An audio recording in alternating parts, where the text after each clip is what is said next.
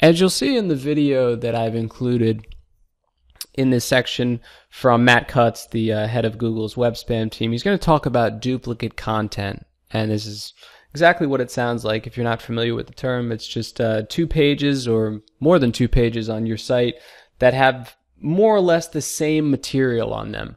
And Google will see that as you trying to cheat the system and trying to improve your ranking by having more than one of the same thing. And as he'll say in the video, it's not as serious as a lot of people would tell you, but it can be a problem and it can get you penalized by Google if you do it to an extreme. So to avoid any kind of duplicate content issues, what you can do is create something called a canonical tag. For example, if you had a post that you split up into several different pages, so sometimes an article will be extremely long, and once you get to the bottom of the first page, it'll say go to the next page.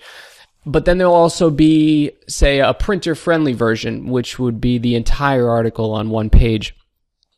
If you don't use the canonical tag for the entire article, Google will sometimes view the individual pages as duplicate content because you also have the printer-friendly version on your website. And it looks like you're trying to put the same article on your site twice. So the canonical tag, and you can also set that up with the Yoast plugin, is going to include that tag for the full original version. If you change the URL of a certain page, you move it to a different place on your site, maybe a different folder, you can use what's called a 301 redirect. And it basically says that if anybody goes to the old page, that they're automatically going to be sent to the new one. And I'm going to show you how to set that up in the video I have here. I want to tell you that you can use a 301 not only for sending people from an old page to a new one, but for example, if you have a 404, somebody tells you have a 404, or you find one on your site, you can redirect people to a different place.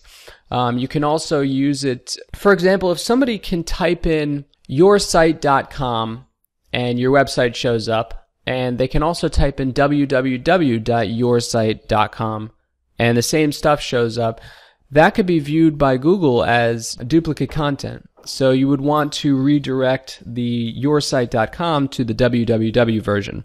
You can also use it if you ran a contest and that contest is no longer live, meaning the contest ended, and you want to send people who happen to find that page to something else, maybe a new contest you're running, or maybe just back to the home page. So right after you watch the video below from Matt Cutts, I'm going to show you how to set up the canonical tag and a 301 redirect with the Yoast plugin.